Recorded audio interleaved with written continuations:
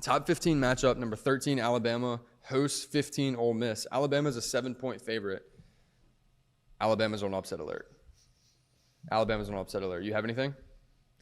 I mean, I like it. Ole Miss is a really good team this year, and Alabama still has a lot to figure out.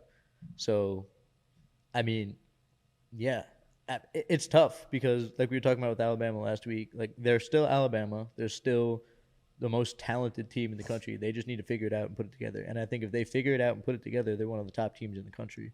But until they prove that, until they do get it together in the well-oiled machine like they always are, I wouldn't be shocked if they drop this one. Yeah, I wouldn't necessarily be shocked either, but I don't expect them to. No, I expect them to win. It's same thing as before, but if you look at the final score and they won, I mean, I would be less surprised if Ole Miss won. I would just be like, oh, wow, good game. Like, I wouldn't be surprised if that happened, but I don't expect it to, if that makes any sense. Yeah, it absolutely does. I think obviously you give the quarterback nod to Ole Miss with Jaxon Dart. And Jaxon Dart isn't like a Heisman caliber quarterback. He's a good quarterback in his own right, but he's not an elite quarterback in terms of all of college football. Alabama's just struggling right now Jalen Milroe's obviously their guy. It wasn't Tyler Buckner. It's not Ty Simpson. It's Jalen Milroe. Can he come in and be confident as the starter, or does he still feel like he could be pulled at any moment? I don't know. I think that's a mental thing for him between the years, which was kind of his struggle early in the year, specifically against Texas. Just two really bad reads throwing in the double coverage. Both times he threw interceptions. He also threw touchdowns that were taken off the board.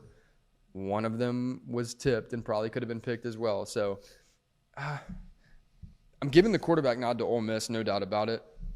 I think at running back, they're very similar with Quinshon, Judkins, Jace McClendon. So the problem with Ole Miss, and the reason I think Ole Miss very well could win this game, but the problem I have with them is they really struggle to block. And with a guy like Quinshon Judkins and a solid quarterback like Jaxon Dart behind the line, you got to be able to block for them. If those are your two strongest pieces and your weak point is the offensive line, Alabama can take advantage of that. They can go get home.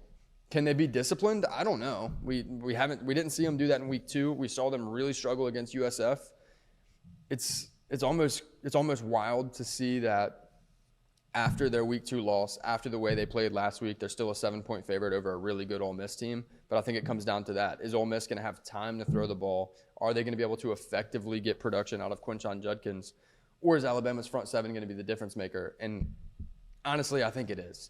I like Alabama. I'm going to stay away from the line here, but I do like Alabama money line. I think it's going to be a close game, probably an ugly game, but I do like Alabama to win. Anything you disagree? No, I agree with that 100%. Okay.